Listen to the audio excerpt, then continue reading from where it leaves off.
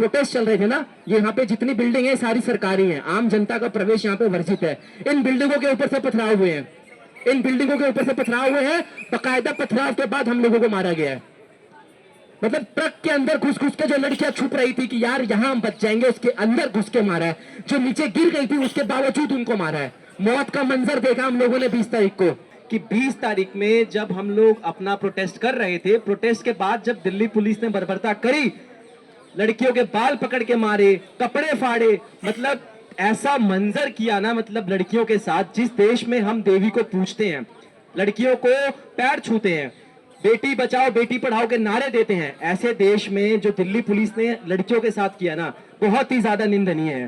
तो मैं आपको जस्ट एक छोटी सी बात ये बताना चाहता हूं कि शाम का टाइम था जब ये सारी चीजें हो चुकी थी, फिर भी मेरे साथ करीबन 600-700 लोग थे जो कि प्रोटेस्ट से जुड़े हुए थे। हम लोग जनपद वाले सर्कल से धीरे धीरे आगे बढ़ रहे थे, दिल्ली पुलिस ने लाठी चार्ज करी, हम लोग पिटते रहे, खड़े रहे।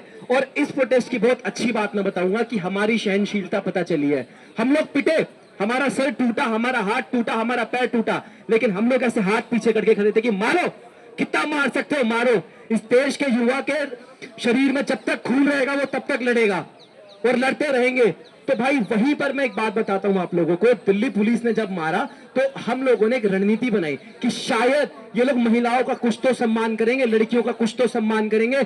हमने एक गर्ल्स की चेन बनाई और उनको बोला आप लोग आगे रहिए और धीरे धीरे आगे बढ़िए। पर उन लोगों ने उन लड़कियों के पेट पे लात मारे, उनके प्राइवेट पार्ट पे लात मारे। और अगर इस बात का सबूत चाहिए आपको दिल्ली पुलिस, तो आप कैमरेज खुलवा लो।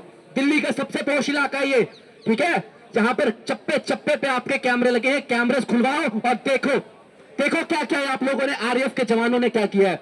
उसके बाद मैंने मेरे दोस्तों से कहा, मेरे साथियों से कहा, दोस्तों बहुत ज्यादा इन लोगों ने मारा है, बहुत ज्यादा बर्बरता करी है, मुझे नहीं पता किसके साथ क्या हुआ है। अभी पहले हम 10 मिनट का एक मौन व्रत लेंगे अपने उन साथियों के नाम जिन जिनको चोटें लगी हैं। 10 मिनट का हम लोगों ने मौन व्रत लिया, हम बैठे रहे, सारे साथी मेरे जितने 600-700 लोग मेरे साथ थे, हम वहीं बैठ गए, हमने मौन व्रत लिया। उसके बाद मुझे एक जने का सलाह आया कि हम लोग अब नेशनल एंथम करते हैं, शायद इन लोगों के अंदर, दिल्ली पुलिस के अंदर, आरएएफ के अंदर थोड़ी सी तो नेशनलिज्म होगी, थोड़ी सी तो देशभक्ति होगी कि नेशनल एंथम में हमारा साथ दें या फिर हमारे साथ खड़े हो या फिर हमें रास्ता दें। हमने नेशनल एंथम किया और नेशनल एंथम का परिणाम बताऊं आप लोगों को, खड़े हो कैसे रहे थे, खड़े हो कैसे रहे थे ये दिल्ली पुलिस के जवान और आरएएफ के जवान। सबूत है बकायदा, आप कैमरा खुलवाइए, आप वहां पे चेक करवाइए। कर रहे हैं ना आप लोग डिटेक्शन लोगों के फेस के साथ। आपने कितने लोगों मुस्लिमों को पकड़ लिया यहाँ पे, आप करिए फेस डिटेक्शन, निकलवाइए उन पुलिस वालों को जो हमारे नेशनल एंथम का अपमान कर रहे थे। कहां है वो लोग जो पुलिस वाले सिविल ड्रेस में लड़कियों को मार रहे थे, कपड़े फाड़ रहे थे, कहां है वो पुलिस वाले।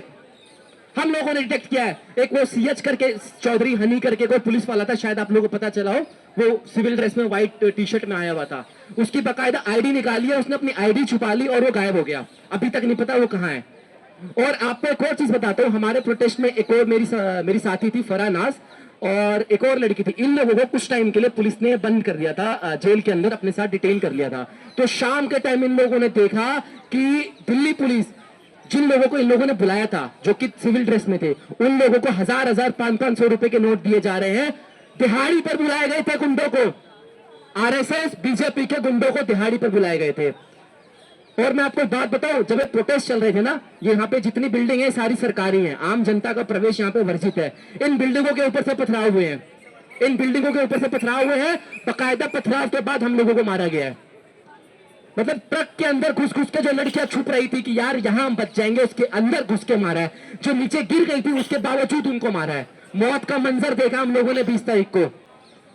पर लेकिन अच्छी बात यह है दोस्तों, ये जो हम यूनाइट हुए हैं, ये जो हम संगठित हुए हैं, ये टूटने नहीं चाहिए।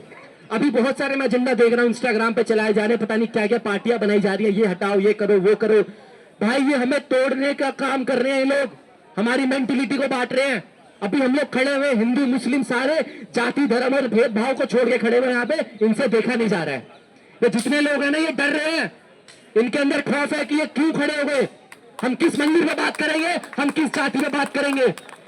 जाति नाम धर्म खत्म हो रहा है, इस बात से डर है इनको, क्योंकि यहाँ पे पानी पिलाने वाले जुनेद भाई थे, यहाँ पर खिलाने वाले राम भाई थे, सब थे यहाँ पे, ठीक है। और ये प्रोटेस्ट किसी एक और किसी एक जने का नहीं है, पूरे देश के युवाओं का है, हमारे भविष्य का है। तो साथियों मेरी आपसे यही अपील है, साथ दीजिए, साथ खड़े होइए। इनकलाब इनकलाब, भारत माता की